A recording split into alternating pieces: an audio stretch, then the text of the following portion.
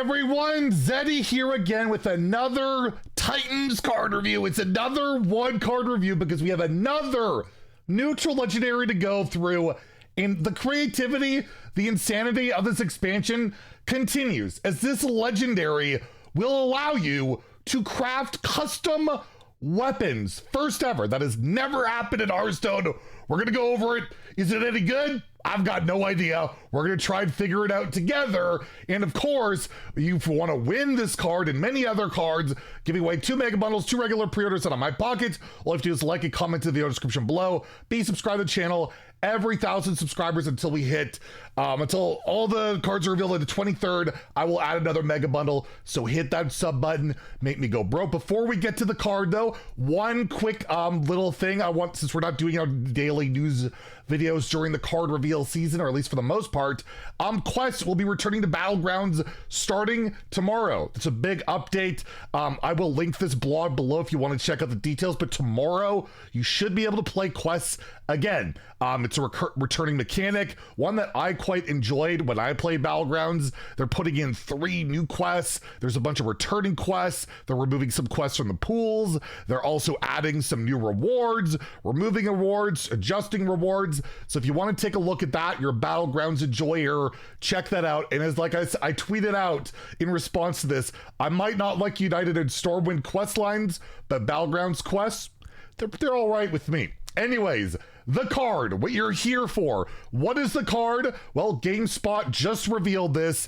It is Ignis, the Eternal Flame, a neutral legendary, a 4 mana 2/4. I respect the beard, by the way. Should this be my custom avatar? We always do a special avatar for every expansion on Twitter. Maybe it'll be Ignis, but Battlecry, if you forged a card this game, craft a custom weapon. So you have to play a forged card. So if you're not aware what forged cards are, basically they're cards you have in your hand, you can put back to your deck. It comes right back and it's upgraded. That costs 2 mana, and then this will be active. So as long as you forged one card at all, you can craft a custom weapon. And it's similar to like the Kazakus potion and stuff like that, where you get a bunch of discover options to craft this weapon. And GameSpot has it outlined here, and you can even see they have like the images for like the weapon. It'll look like the runic short sword, a 2/2. The 5 mana is there's a 5 mana option as a 3/4,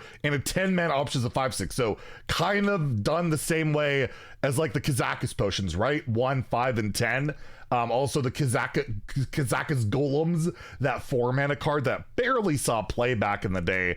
But yes, you have the base weapon. So you either get the runic short sword, the runic axe, or the runic great mace, the 10 mana. I'm gonna anticipate that 5 and 1 will be the most common picks. 10 seems very expensive for a weapon unless you can discount it somehow, so look out for that. By the way, we just got that epic in the latest mini set that discards a weapon to draw cards, so you can craft this amazing weapon and throw it away and draw 3 cards. I don't know if you're gonna want to do that. That just seems a little bit rash. You'll then choose the trait, and you'll note that there's 5 and discover is 3. So similar to the Kazakus potions, you're gonna get 3 options out of the 5. As it's confirmed here, for the latter 2 selections, you'll be given 3 randomized options out of the 5 available ones. That keeps the cards balanced by ensuring you can't necessarily build an entire strategy around one surefire forge weapon. I'm sure that's what'll keep the card balanced, right? That's how it always works in Hearthstone. Random balance is everything. Anyways, the traits. You have the Deceit of Loken, basically poisonous, Hope of Sith, lifesteal, so you can get a 3/4 lifesteal or a 3/4 poisonous. Wind Fury, we know how powerful that can be. Doomhammer's crying in a corner. Flame of Odin also damages adjacent minions, and the Spark of Rodan, your hero is immune while attacking. So you get 1 trait, you get 1 base weapon, well, obviously, and then you get a special ability on top of that. So what are these special abilities? Again, you'll be offered 3 of 5 of these. You're not guaranteed them, but after your hero attacks, summon a random 2, 4, or 8 cost minion. So every swing, you will get a 2, 4, or 8 cost minion. I am assuming the 2 mana minion is for the 1 mana option, the 4 mana minion's for the 5-bit mana base option, and so on, right? They'll scale in respect to their mana cost. Pain of Jotun, Battle Cry, deal 2, 4, or 6 damage. Doesn't say random, so you can just point that face to a minion. That seems pretty solid. So a 5 mana 3/4 Wind Fury minion weapon that deals 4 damage. These seem very powerful, right? They seem very good. They could be offensive, they could be offensive, defensive, all that stuff. Wisdom of Freya. After your hero attacks, draw 1, 2, or 3 cards. Chill of Hodir. Death Rattle. Deal 1, 2, or 4 damage to all enemies. Doesn't say minions. I don't know if it's a typo, but apparently this can go face. And the Light of Tyr. After your hero attacks, gain 2, 4, or 8 armor. So you could play the 10 mana one in every swing for 6 durability, gain 8 armor for like 48 armor. That is ridiculous. It's 10 mana, but overall there's like so much possibility with this card. You have insane damage output, you could have potential insane lifesteal, removal, burst, just everything, right? Card draw, bodies, AoE. Literally seems to do everything other than draw cards or generate value. The only thing other than like summoning a random minion.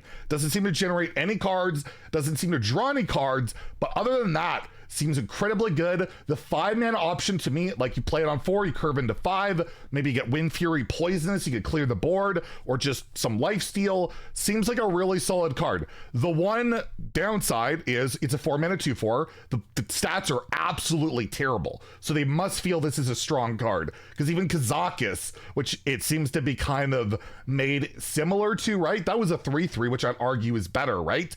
And the fact you do need to run forged cards. You have to have forged a card.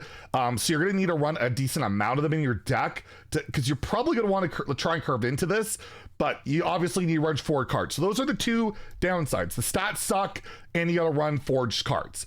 Is that enough to hold this card back? No, I think there's going to be a deck or multiple decks absolutely that will run this, whether it's a control style deck could run it, aggressive, just anything, because like all these strategies are valid. Even a 1 mana 2/2 weapon that has poisonous and gives you a couple 2-drops, that could be really good. Can draw you some cards, 1, 2, or 3 cards. Like that's insane each swing, right? Like there is so much to this card that seems incredibly powerful, and I'm just excited to craft. It's cool to craft stuff, man.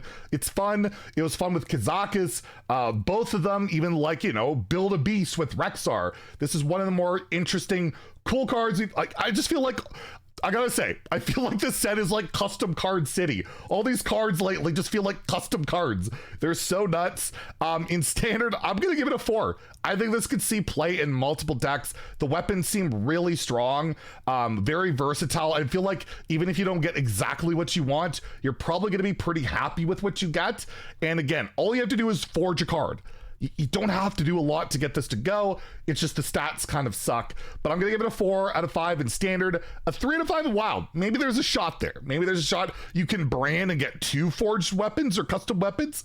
That's pretty cool. But overall, I just think this is one of the coolest cards we've seen in a while.